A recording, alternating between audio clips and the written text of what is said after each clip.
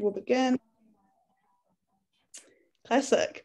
So kia ora koutou, my name's Sophie. I'm the VUWSA Sustainability Officer, and we're really excited to be hosting this event in conjunction with MAWSA, just kind of to bring Arts Week online, given that we weren't able to host it in person. So I really hope you're all doing well, keeping safe in your bubbles, and for those of you who are lucky enough not to be in Auckland, like I am, enjoying the move down to level 2 tomorrow. But yeah.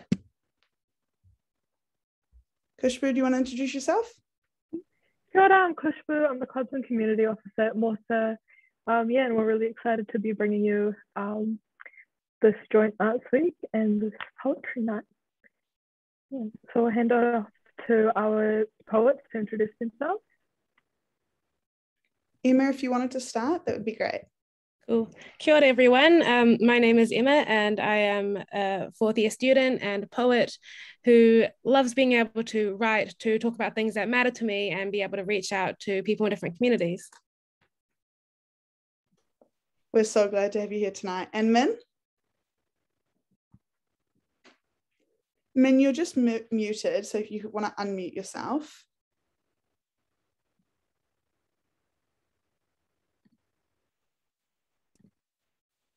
There we go. Technical error. I'm Min. I'm a fourth-year fine arts student at Massey. I just saw a link on the Instagram and was like, I want to share my poetry with people, so I'm here. Yeah. Fantastic. Yeah, it's been a pretty ad hoc poetry night coming together online, so we're just really grateful for you guys who are here watching and for our poets who were able to come through.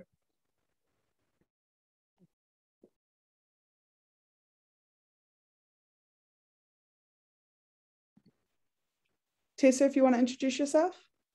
Sorry. Kia ora everyone, ko Tessa tōku ingoa no te Ātiawa ki Taranaki aho. I am a third year VIC student in law and English lit / creative writing. Just happy to be here.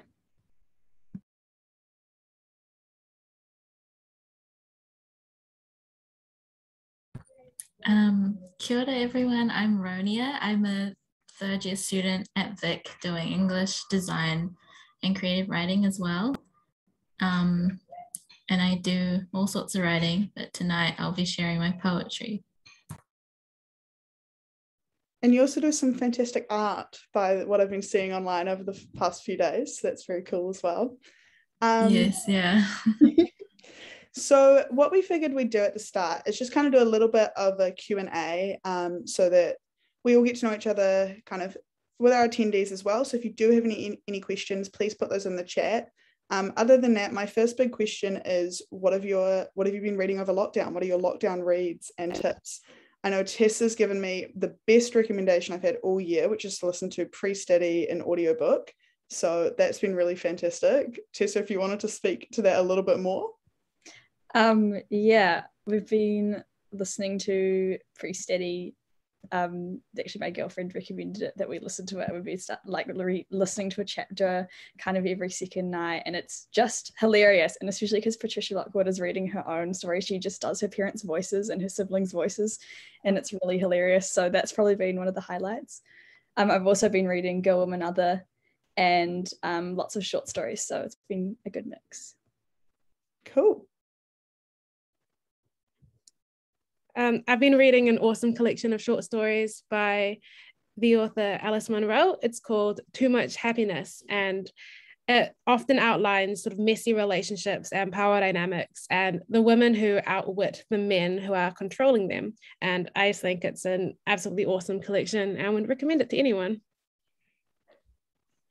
I think I'm going to start like a list in the chat or something, but it's okay, it's being recorded, so we'll catch up with it later. Min, do you have anything?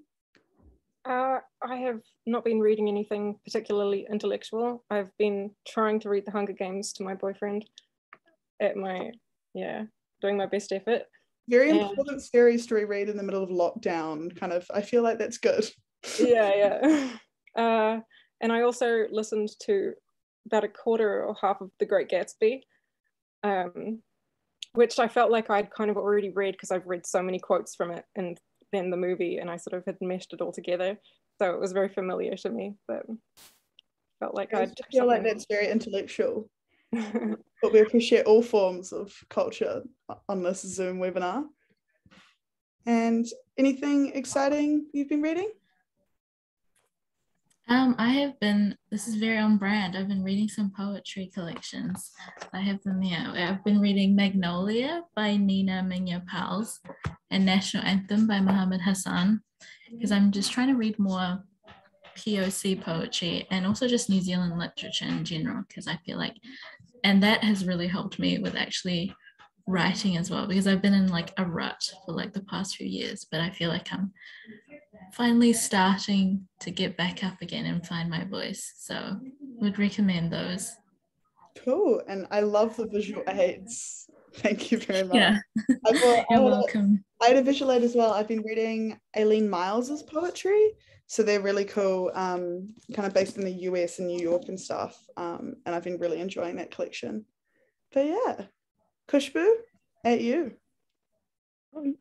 What I've been reading? Or What you've been reading, our next question, whatever you feel. sadly, haven't been reading much literature in that sense. Been reading a lot of news and journal articles. I'm a journalism student, so that's what my daily life is. But yeah, building off what Ronia was saying about like that helping with her writing process, we wanted to know more about what helps you with your writing process. What inspires you to write your poetry?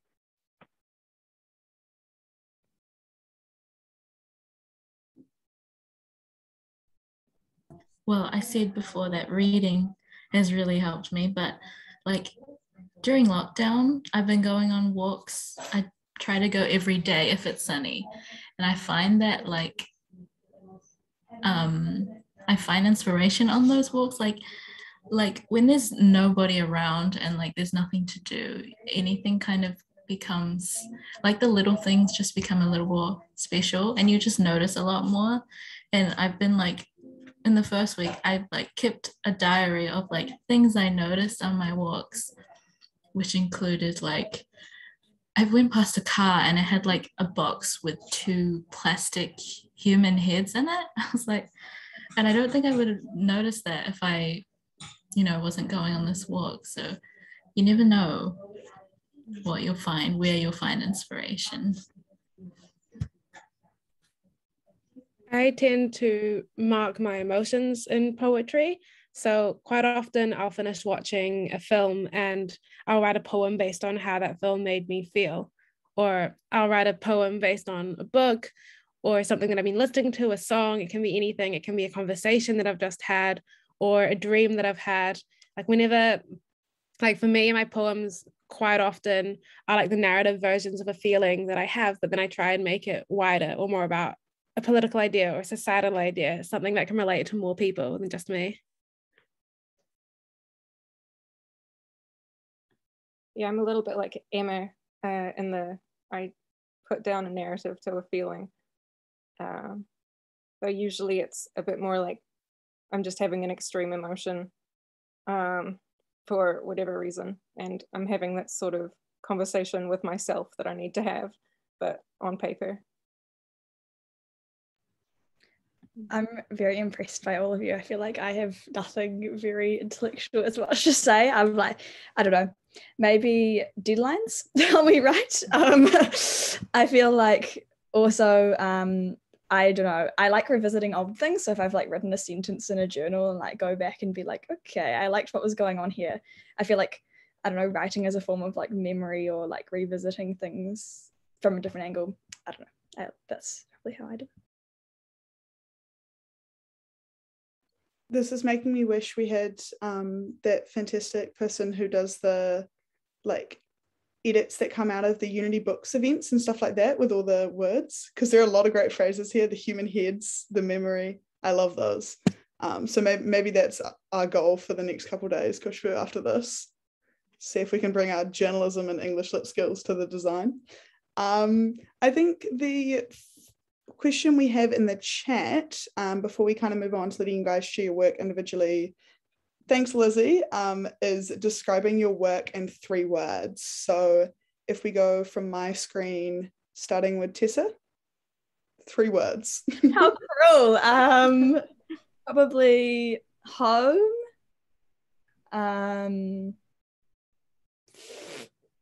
Can I say words? Am I allowed to say words? Home, words, and memory, probably. Min, if you want to go next.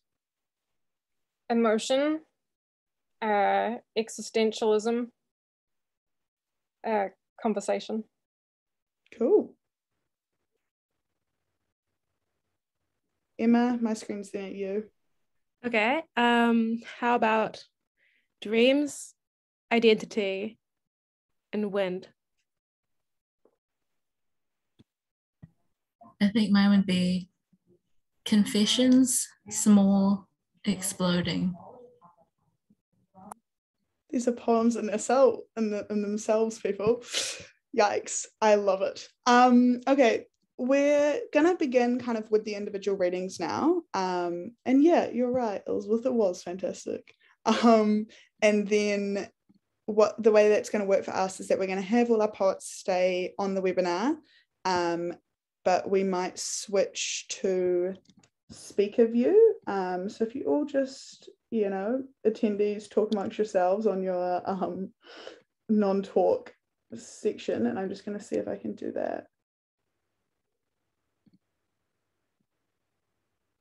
All right, so we're going to switch to speaker view. So the order that we're going to go in is we're going to go Emma, Min, Ronia, and Tessa.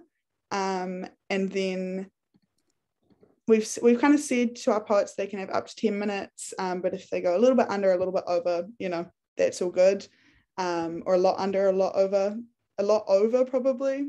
Not what we're looking for as much, because we want to make sure you guys can get to dinner and enjoy the rest of your Tuesdays. But yeah, really flexible. And what I'm going to do is just, if everyone can mute themselves on our panel here who isn't speaking, and then I've switched us to speaker view. So hopefully that should work. But yeah, ready whenever you are. Wait, sorry, is that for me? Yeah. Oh, okay, cool. Okay. Do you want me to preface the poems with anything or just go? That's really up to you. I know I'd be happy to hear anything that you want to say, but also if you just want to share the poems themselves as well, that's totally fine. Okay, cool. I'm going to be sharing a few poems, a couple of slam poems and a few written poems. These are all quite personal poems, but I feel like lockdown is an introspective time. It's a good time to let it all out in the best way possible. So this is a poem that I wrote over a year ago, but I've only recently started sharing it, so I hope that you enjoy it. Everything always makes sense in retrospect. If you introspect enough, you can inspect the years of your life and find things. Little things, shiny arrows, buttons, coins. You turn out the pockets of your life, and sometimes it's nice having a good old spring clean. It's nice looking back and wondering what has a meaning, which dreams were dredged up for nothing and which still linger like something with a capital S. The escalators in your brain don't stop running even when your body stops. I still fantasize about the lines of her face. That day in that English literature tutorial in Von Zedlitz, level 8, where all the literature tutorials always are, there were no stars because the sky was blue as day. The sky was blue as day, and I don't remember her name, but I remember her face. Pale, like a moon, her hair painted the red of a fox's pelt or the curtains in an expensive theater, and her eyes, blue like regret. I let her sit in the corner of my mind and I never minded her presence. In fact, I liked it. It meant something to me, but I wasn't sure what. That was 2 years ago, a moment thrown like a stone off a cliff. I wasn't ready to pitch myself forward into something I wasn't yet ready to face, into something I wasn't ready to define. Maybe she could have been mine, but I'll never know. But the road of life continues even when you're not ready.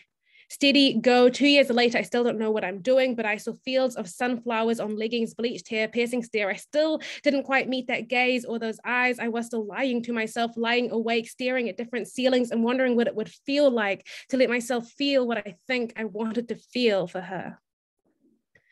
I think I've known for years. Really, I don't know what kind of fear held me back when everyone around me seemed certain in their identity. By 17, I'm 22 and feel behind, even though I know I'm not. The mind is a mind and I'm still not sure where the holes are. But I've fantasized about this night for years, fantasized less about eyes and skies and more about coming clean, wiping the dust off my windscreen, not hiding behind a screen anymore. I'm ready to open the doors. Everything makes sense in retrospect. It's been 7 years, and if I look at all the times I hid my face away from the blue of day, I have to tell myself it's okay, because this is my story and it wasn't straightforward, even if it looks that way. And some people say that it's on the tip of my tongue and sometimes still hard to spit out, but I want to step out of my frame. I want to call you by my name. I'm sick of hiding.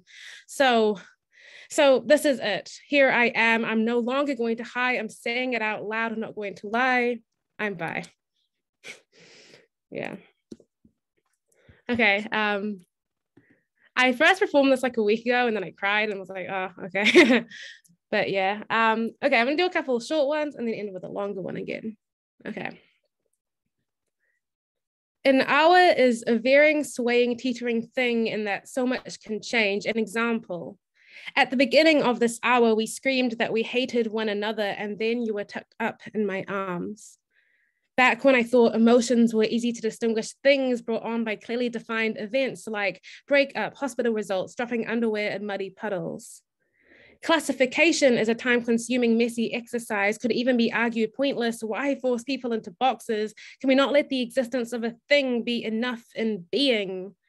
Desperation reeks, supposedly, but I think it more often appears very pleasant. Doing whatever it is you want will make you happy and stay. Dying alone is one of the world's most prevalent fears, even though emptiness is not necessarily the state of being without you, especially when I was fuller before, knew who I was. Excess fled first and then the rest. Falling in love is a varying, swaying, teetering thing in that so much can change. First, it seems simple, easy, infinite. Finally, it ends. Cool. And then I will do another like short one, and then I'll just do one more long one, and then I'll be done. Okay. I burn dolls that look like me.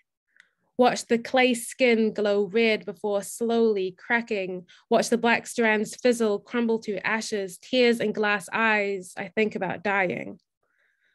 And I wanted to love you, like this in this life. I didn't lie. I held your face like gentle memory, slow movements, a sonata, your body. I think about dying. You know, my painted eyes watching the people pass by, the countless lives around me outside my frosted morning window set aglow by the blood of sunrise. I watched you die in my dreams. And I walk city streets alone, just me, my tempestuous soul, and my unshed tears, fearing what will come after. I hear your voice ringing in my ears, sing-song tones, the muffled groans from my own lips, the whispers of missing people long gone, the wrongness of waking up alone, feeling of heat on my back, the fracas of assembly only amplifying the onlyness of being alone in the morning on a busy street. And I burn CDs of memories in my mind. I don't lie when I say I want to forget nothing, as if it will matter. When I too am ash, scattered by wind, skin deep in places I've never been, part of the movements of the ground, cells swapped out for other cells, soul alive like a bell ringing, the hint of hope, the moan of your teeth, the screaming is the last that I hear. Okay, cool. And this is a last one. It's an older one. Felt like it could be a good one because it's lighter and more fun. So yay, I've got a whole bunch of really depressing poems, but we're not going to do those. So cool. I mean, I guess those last were quite depressing. Okay. To all the boys I loved before, you were the first romantic comedy which made me cry.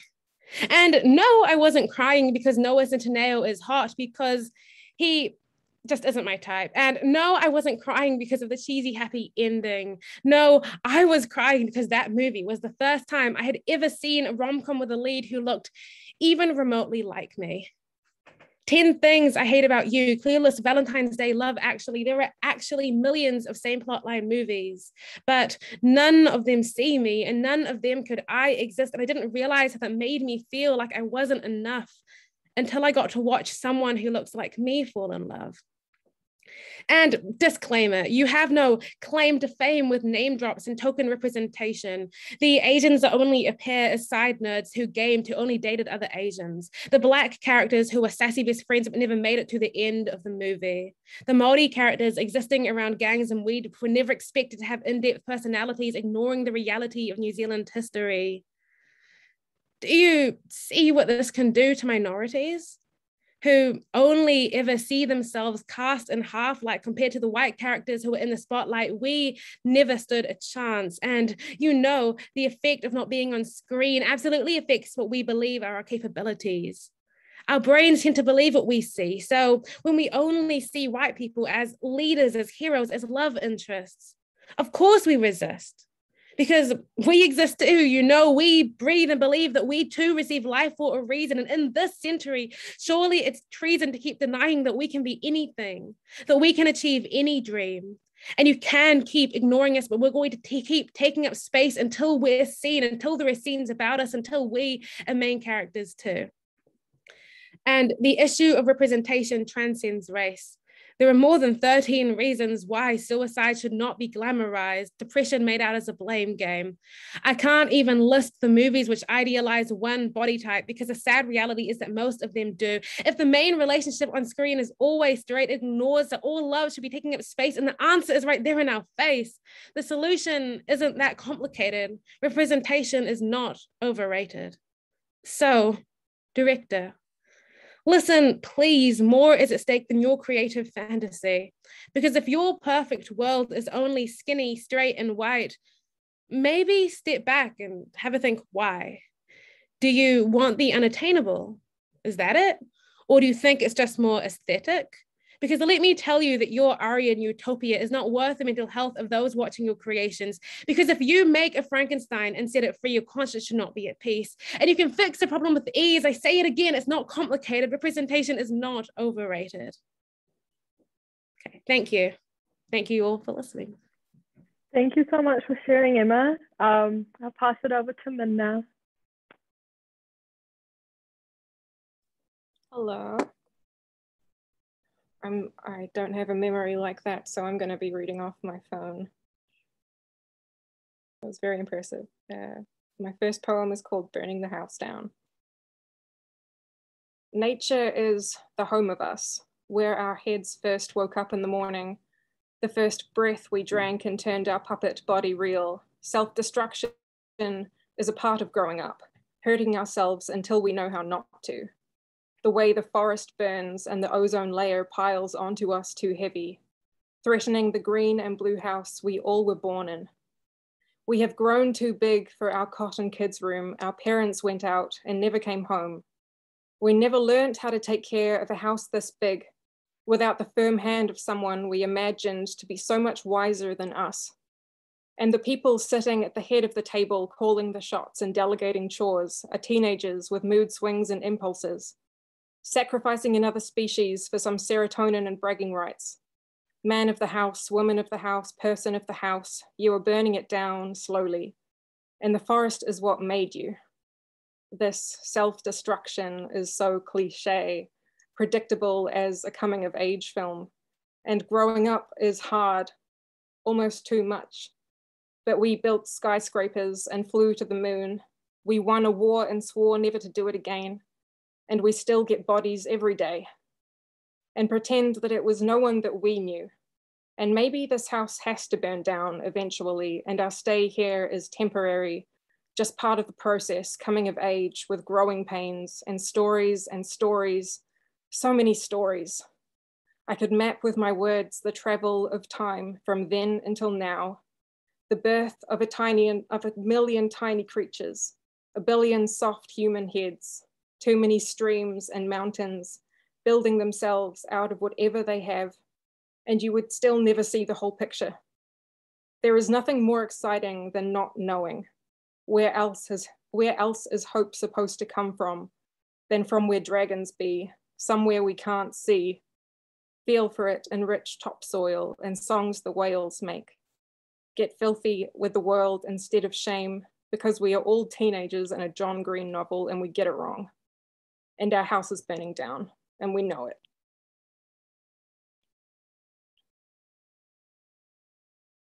Okay, second one.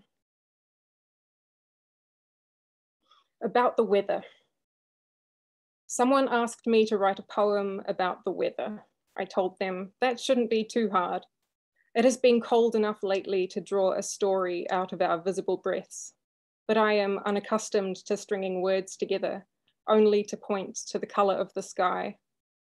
But lately, the color of the sky has definitely been gray, bloated clouds blowing their icy insides onto us, like they're trying to put out a fire.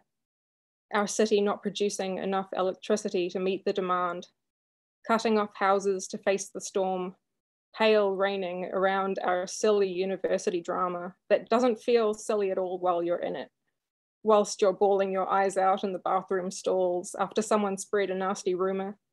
But the fire does not die, only dwindle. We go out anyway, drinking and dancing in time zones, staying half an hour after its doors close, and apologizing profusely for not realizing. We kick ourselves out into the icy night, those of us with blankets of wine laughing at those too sober to feel comfortable.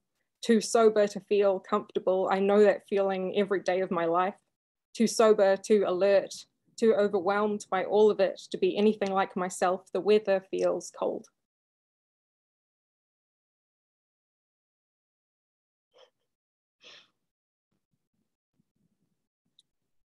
Okay, this is a slightly longer one, I believe. Sorry for thinking. So loud you read my mind. Cannot stop reading my mind. I can't stop reading my own mind either. No matter how hard I turn that volume button down, attempt to deafen my ears with cotton buds, prescription drugs, and nicotine. The thoughts keep tumbling through me and out of me, sending shocks through my nervous system. A stranger's words sound from my mouth. I am a self-diagnosed heretic, because there are no other words that explain the stranger pulling on my puppet strings, and doctors do not pay attention to the puppet. There was a time when I held the keys to my own arms and legs, held the pen to my lips, and wrote the script that sat there. It was in some ways a huge relief when the great goddamn broke. The avalanche of feeling spewed out of me uncontained, fireflies escaping out of my mouth into the air for the very first time. I had felt them begging to be unconfined for decades, and I feel them still scraping my insides sometimes when the cotton is too thick, the bricks built a little too high, when my crown reigns over my body for a little too long. Sometimes I look like a hazard location, fragile like a bomb. The site is used for testing missiles, and I sit tight legs crossed right in the middle on a brightly painted bullseye, braiding daisy chains and tying them around my ankles, making crowns from forgotten objects, placing them on my head and playing the part of queen. Prescription drugs and nicotine help me to believe it. And when the next missile launches and the ground inevitably shakes, you will not miss it this time. I never really ruled, and my body will shake along to my own raised heartbeat drum.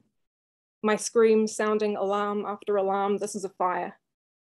The soundproof bats wore thin years ago, and you can hear the bombs too now. You may call me a hazard for sitting at the center of the firing line, and I will call these missiles a hazard for locking onto my exact location. Maybe if I can assess my precise vulnerabilities before they do, I can press the cotton buds and prescription drugs back over the surround sound speakers and tell you that I am so sorry, not sorry for thinking. Do I have time for one more? Is that okay? Yeah? Okay. One more. Rain and flowers. I have met boys who have the problem of feeling that they shouldn't be vulnerable. I know girls who have the problem of being vulnerable as loud as they possibly can be, and still no one notices anything out of the ordinary. A poet said I went 127 on the highway and no one stopped me. I once told a good friend about where I had been, the years of hunger, the white walls I had visited, and still she joked about the calories in milkshakes. I told her to avoid the topic of counting because I only know these numbers as a scoreboard, the grand high score being empty. She says, I did not realize it was that bad. There is no louder I can be. There is no drama I can add in. You have it all. I do not know how to speak any language. You know how to interpret the events of my life hurt me, and still I smile because I cannot always look like a ghost. I too want to laugh the hours by, even when I have been eaten alive by them. And I promise you I will never cease to seem like a happy person. And yet, please, for once, just this time, hear me when I tell you, I cry so often, the Sahara could turn into a meadow, and I will still pick the flowers that grow there. Thank you. Thank you, Min. I'm passing it over to Ronia now. Okay. Kia ora, everybody. I'm going to be reading a few poems and then maybe a slam poem at the end. My first one is called Mexicano Corn Chip Greeting. Instead of saying hello, I want to pass her a bag of Mexicano corn chips, Thai sweet chili flavored, under her door. But of course, the space between the door and the floor is too thin, and the bag of Mexicano corn chips is too fat. So instead of saying hello, I begin to crush the bag of Mexicano corn chips until it feels like a bag of Mexicano corn dust. Soon the bag is a lot flatter because I've crushed all the chip out of it.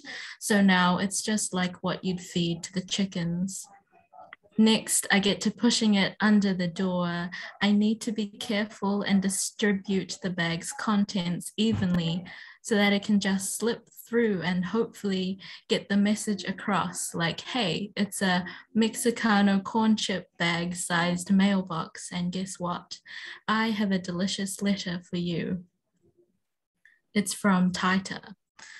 Finally, when it's all flat, all crushed, I finally greet her smooth and skinny, but unfortunately the door flies open and I'm bashed.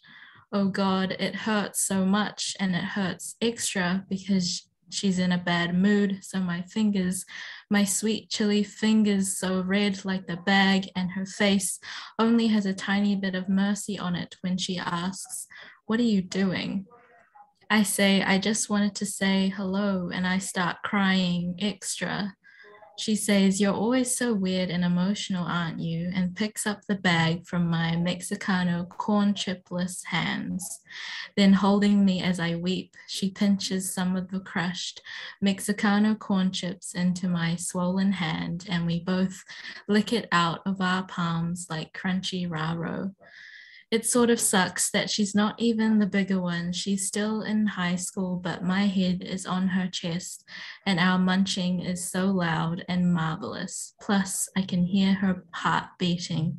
It is saying, hello, hello, hello. My next one is called Roots. We dream about the Chinese family at the farmers' markets who drive from Levin at 4 a.m. every Saturday, a truck full of spring onion bouquets. We could have been them, but our garden is a bamboo stick catastrophe where we attempt to grow a beanstalk for the umpteenth time. Well, there's not so much you can be in a backyard. Roots. I have lessons over a sink of dead kumara leaves. My mother teaches me how to wash, chop, nourish. My mother tells me if I ever swallow a watermelon seed, it might grow in my stomach. She's only joking, but I still learn how to spit compulsively. Roots. Don't forget them, like we sang at school assembly. We still don't know where to start, but for now, 660 is our anthem. 300 tiny symphonies all promise, don't forget your family. Roots. In year one, we grew beans from a paper towel in a jar. I watched them unfurl from nothing but a damp white globe, the start of a minor dynasty. In year six, the school planted a tree for my teacher who didn't tell anyone she had breast cancer until she died. There's a plaque right next to it where the tree is growing as if she's buried there. Roots like crying between my mother's knees as she is tying my hair into strong ropes stretched from a small skull. If you tied my 6-year-old plait to the center of the Pacific Ocean, I think I could still find my way back. I remember where I come from, a sink of swaddled green black. Roots. My dynasty is germinating. I keep it in a little jar labeled, the ones who made me. Roots. I am weeding with my father, pants sinking into the mud, gumboots 3 sizes too big, pulling, unraveling. We dream about starting again on a Sunday afternoon where the back pain started, trying again with this damn beanstalk. Maybe this summer will be different. The next one is called Felsh. I originally meant to type out Flesh, but it came out as a typo, and I think I like the typo better. I saw a dog today, and I was met with the sudden revelation that it was a whole animal, like living and breathing and with fluids inside him. And I don't know why, but this certain dog seemed like he was pretending to be one, trotting past me with his tongue sticking out. The nerve of that dog to pretend that I and everyone else didn't know that he was just a bag of skin and bone hiding spools of pink and a stolen heart from the butcher, sewn together into the shape of a dog. He thought he could fool me with his costume, but I could see that he was about to burst any time. And I am prepared for when that happens, when everything comes out in one flush. We won't have to guess anymore. We will breathe a sigh of relief or throw up and cry because it is a horrifying, glistening truth to be a whole animal. It feels embarrassing knowing that inside I'm just wet and heavy. I wanted to be made out of stardust or lollies. Maybe I'd much rather be a piñata than think of how we all go about our days ignorant of our contents, when there are pressing questions that need to be answered, like, how do I not know if I am a pretend dog, and can I be trusted with the responsibility of being a container for such important things? But anyways, I'd rather watch the dog walk away, trade incision for ignorance. I think it would kill me to know if I'm capable of exploding.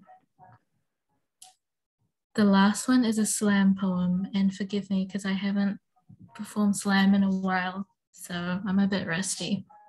It is called Pancakes. You go to a cafe alone for the first time because you're trying to be nice to yourself.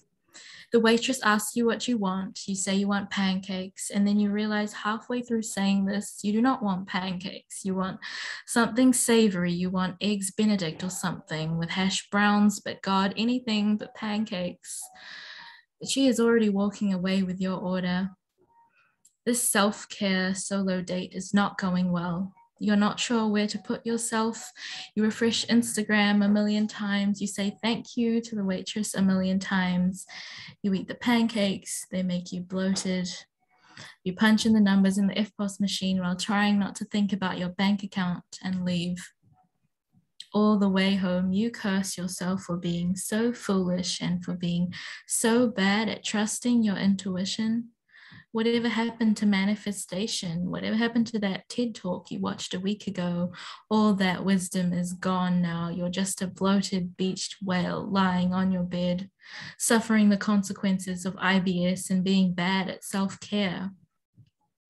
And it's getting a little bit suspicious, all this failure and forgetting every job application you say how excited you are, so many cover letters, so much excitement apparently, but you're never the right candidate. There's never something to celebrate. So there's nowhere to put yourself, nowhere to go. it wasn't supposed to end this way. I mean, you memorized all your times tables. You were the good girl, the smart girl, filled in all your sticker sheets, lined your wall with all those sharp-edged certificates that told you you were a walking synonym for good. And now they're starting to peel off the walls along with the glow-in-the-dark stickers. You think about how there are so many gold stars out there in the galaxy, how despite each one you acquire, there are always millions more to go. You were supposed to be famous. You were supposed to get the job and the validation and the joy and the final trophy for being good, but instead you got the rejection email, imposter syndrome, and a seat at a table you didn't even want to be at. You got pancakes. And tomorrow you'll pick yourself out of bed, make oatmeal, and put on another self-help podcast and get on to writing how delighted you are to apply for the next position. And maybe one day you'll write a poem about how silly it was to feel this way. Thank you.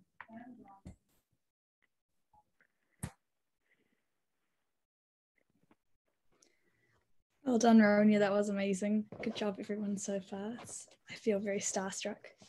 I am going to read just a few poems. They're all quite short. I haven't really been writing much new poetry. But I just thought I'd preface it by saying I'm in Taranaki for lockdown, and a lot of these stories are about the house I'm in / the one I can see across the fence during the day. So that's pretty cool. I'll start with one that is called Taranaki. Trenches look like the ground small intestine cut in half, arising and digesting. I thought of my ancestors' bodies. It was hard to get up. The wind slipped the curtains out of the glass. I crouched towards my stomach, and it rained for ages. Leaves turned to mush in the gutter. I felt my intolerance to yesterday's $2 Mitre 10 sausage. A family member lying horizontal in the grass outside said, "In a trench, you're half buried." Okay, that's the first one. Next, I will read this one called Sand Iron. In Taranaki, we have iron sand and it's black, but I know that's not just Taranaki. Fun fact. Okay, sand, iron. Washing the dishes in water that cuts a slip through my hand lines.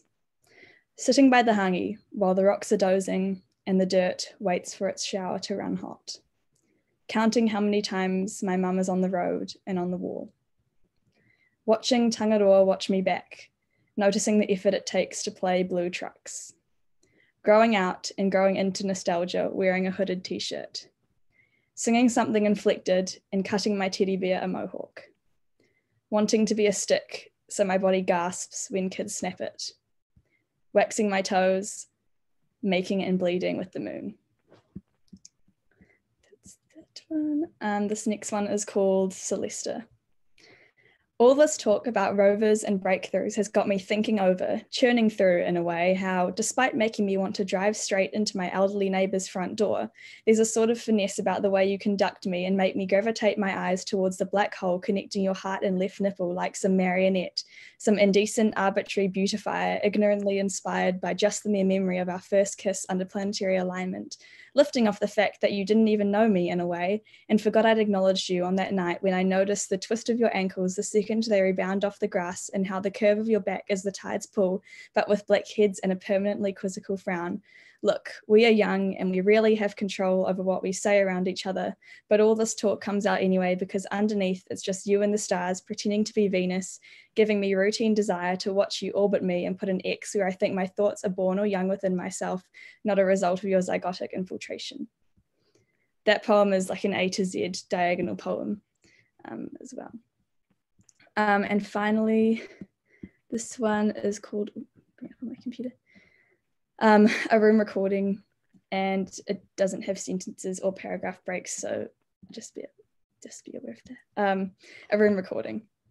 A room, a fan heater socketed to the wall placed a ruler's length away from any wooden surface, a room for dusted carpet and a camera socketed to a computer and footprints, a room where love was made and raps were made the night before, a room to get out of bed if the house was still standing in the morning, it would throw its chin to the monger with a room full of pride, a room fitted sheets, folded wonkies, socketed to the cupboard, a room, a bunker to play World War I and fight over the phone, a room coming back to us in ways we cannot explain except that we are compelled to a room to listen to the Smashing Pumpkins, and a room alone with a video camera on, talking to a room full of strange novels, strange Lego, strange history, a room and an active volcano, a room that becomes simultaneously a room and not a room when it is bragged about live on the internet, an old vacuum, a room unrecognizable from a room it used to be, a room, a take your clothes off when it is too warm instruction, but stick uncomfortably with sunblock, and residue of a room full of skin locked inside of itself, a room where we cannot remember the memories we made, a room, a self-portrait.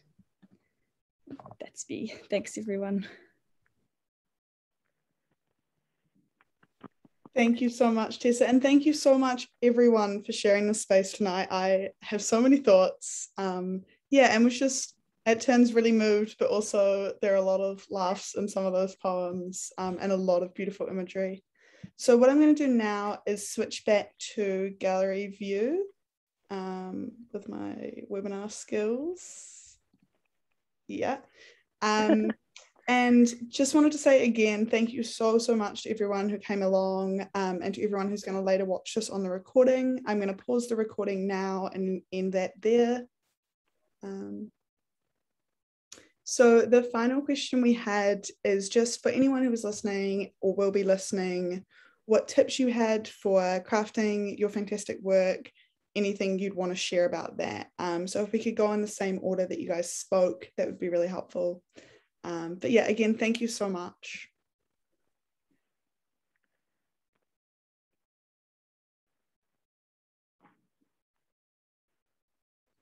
So Emma, if you wanted to answer that first, that would be really helpful. I'm so sorry, can you please repeat the question? All good. Just any tips you had for people. Like I know especially you do a lot of slam poetry stuff, so any tips you had around that, or just for interested people? I think that people think that poetry and poets are quite like an exclusive bunch and that you have to like know somebody or do something, but like that's really not the case. Like you can just show up to, like if you want to get involved in like the slam scene or read your poetry, Poetry in Motion is probably the place to go. They have open mic nights and anyone is welcome to come and sign up and read, and the audience is always super supportive. Everyone is there to share and to experience, and it's a really welcoming place, and it's a community that I felt really safe in. So I think that's a really cool place for people to start if they're interested in performing. Yeah. Cool, thank you so much. Min? I did poetry performance once with Feminist Poetry Club, and the audience was, like you said, very inclusive, very, very kind. Though I still kind of ran away and haven't been back since because I was like, oh, I did it great once and now I can't return to the stage, but I will eventually.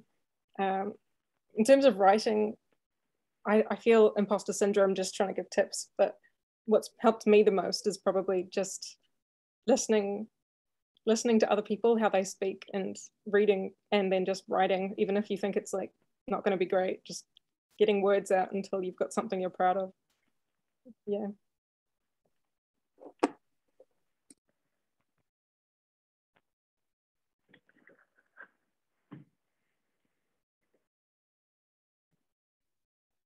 Do you guys have anything else to add? I would say, I guess my tips, I'd say more like in your personal life. I think definitely like don't be afraid to write stuff down, because even if it's just that's going to see it, like I think keep a journal of some sort, write stuff in your phone notes. That's what I'd say, because it's always fun to just like, if you have a random word floating around in your head, write it down, and then you'll probably want to revisit it later or something like that. Also fail, let yourself be rejected, let yourself think it's bad, but other people love you anyway, so know that you're good enough. Yeah, and going off what Tessa said, like journaling and like just like looking out in daily life for anything And like I take a lot of photos, and my phone storage will tell you that. And yeah, just trying to find inspiration in daily life, and you never know where you might find it. And reading, of course, really helps me, and like listening to other people read their poetry, like this event, helps you kind of get out, because like when you're writing, it can feel quite isolating, like, and you can get quite caught up in your head about like, oh, this sucks, and this is going nowhere. But I find that trying to put yourself in, get involved in the community, whether that be in like the slam scene or like reading people's stuff or reading for yourself or just going for a walk, that really helps, at least for me. Thank you so much. Kushbu, do you have anything else to add? Ooh, I didn't realize my mic has been on this whole time. Yeah, no, thank you so much, guys. Everyone's work was so powerful and so moving. Like, it was so good to like hear you all share your work. Yeah, fantastic. I think we'll end it there. So just, yeah, another round of applause and gratitude to our panelists. This recording will now go up on the Arts Week Facebook page, so check out MAWSA and VUWSA Arts Week for the rest of the calendar of events for the week. Paint night, quiz night, it's going to be fantastic. And then other than that, stay safe in lockdown and enjoy level 2. Ka kite. Thank you for having us. Akite, thank you so much for hosting. It's been so fun.